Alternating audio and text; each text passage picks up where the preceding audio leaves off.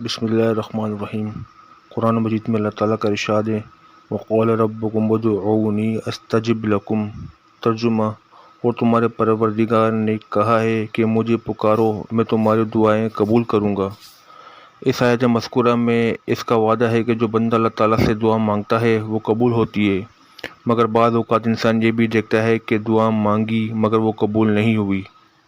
اس کا جواب ایک حدیث میں ہے کہ نبی کریم صلی اللہ علیہ وسلم نے فرمایا، مسلمان جو بھی دعا اللہ تعالیٰ سے کرتا ہے اس کو عطا فرماتا ہے، شرط یہ کہ اس میں کسی گناہ یا قطع رحمی کی دعا نہ ہو، اور قبول فرمانے کے 3 صورتوں میں سے کوئی صورت ہوتی ہے۔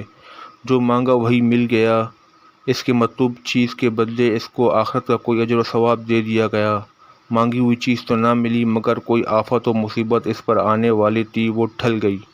اس کے ساتھ ساتھ جس شخص کو یہ بات اچھی معلوم ہوتی ہو کہ مصیبت و پریشانی کے وقت اس کی دعا قبول کی جائے، اس کو چاہیے کہ آرام و کشادگی اور فراغی کے وقت دعا کرتا رہے۔